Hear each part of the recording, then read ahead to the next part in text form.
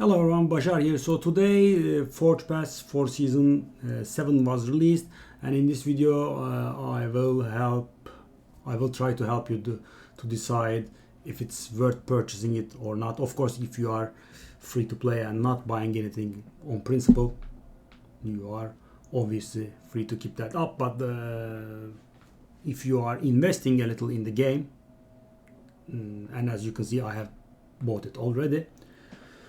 So, what does this Forge Pass bring? First of all, it brings a lot of glyphs which you understand the value of later in the game. I mean, I am starting to understand how good they are because you have a serious lack whenever you want them, and it also brings you probably the best PvP set in the game, maybe.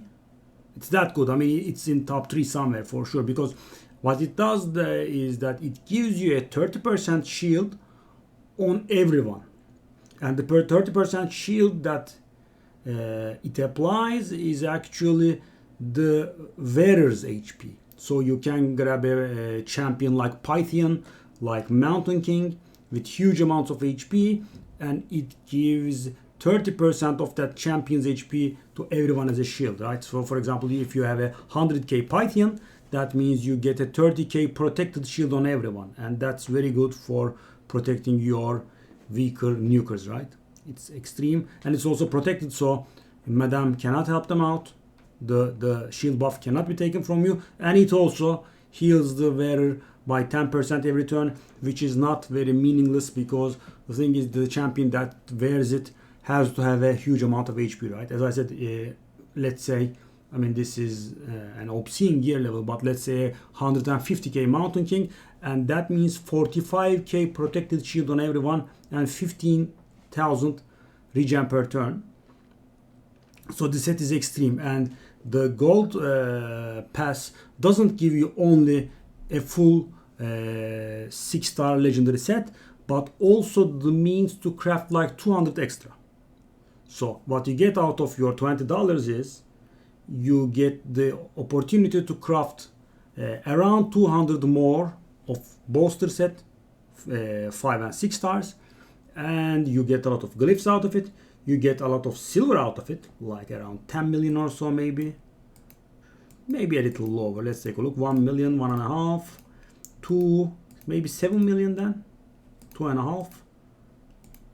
3.5. Oh, it's 3.5. Sorry, my bad.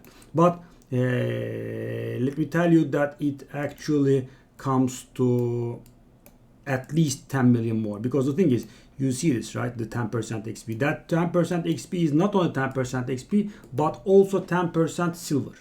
And unlike the raid pass, this goes everywhere.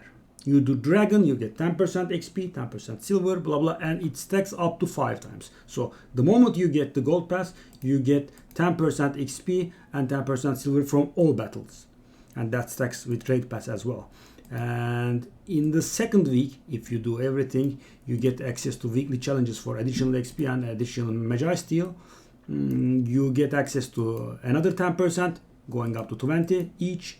Then I think you can manage this during the second week, 30, and in the third week you reach 40, and in the last week you get, so if you try hard this, which you should, the day this fourth week becomes available, you can reach this, and that means an undisrupted 12 days or so of fit, and this is insane. I mean, the amount of silver and XP it brings. So for example, guys, normally, as you know, even with double XP, you have to run stage campaign 12-3 2 times on brutal and 1 time on hard, right, to get 1-star champions to max level.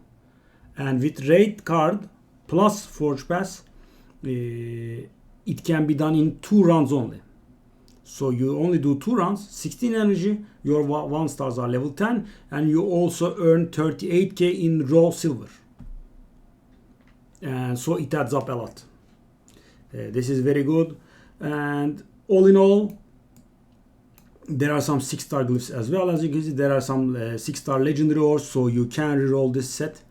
So I would say this is worth it because the best set.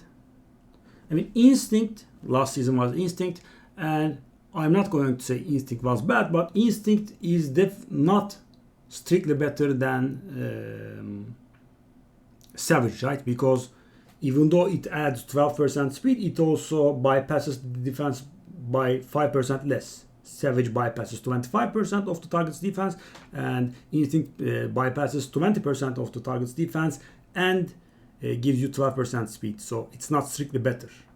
And sometimes in PvP situations, it is not better, right? Because you want to bypass as much damage as you can, because I mean the opponents have packed defense. So every bit of defense that you bypass is something for you, because you can handle the speed requirement somehow. So there's that. But this set, I mean, it's obviously better than the shield set, and it not only gives you a protected buff but also a 10% regen per turn. This set is extreme, as I said, on Pythian, for example, on champions that you want to equip a lot of HP on, Mountain King. Magnar, I don't really think so, right? But still can be useful, of course. I mean, for any HP based champion, it could be good. So this is a very good set, and I dare say you will be getting 2 or 3 working sets of Bolster if you purchase this. 5-star speed glyphs here. I mean, there is a lot of charms as well. So I feel like it's worth it. I like it, and I bought it, as you can see. And of course you are getting everything the regular pass gives as well. So I guess that's about it. I mean, the reason I'm recommending this Forge Pass especially is that it gives you Bolster set, right? Because recently we got Pythian from Fragment Fusion, and seasons 3 and 4 gave the Bolster set, and I didn't buy the Forge Pass then. And I have some decent Bolster pieces, but nothing that works for Python. I mean, my Bolster pieces were very offensive. Lot of crit damage, crit rate, etc. I mean, very offensive. Crit damage, gloves, blah blah. I didn't have stuff with HP percentage on, because of course that's obviously what you want as a main stat on the bottom line, right? You want HP percentage, even on shoes. I mean, could be speed as well, of course. As I said, this set is great. I would advise anyone that's investing in the game to buy it. This bundle will be worth its salt. See you guys. See you on stream. Bye bye.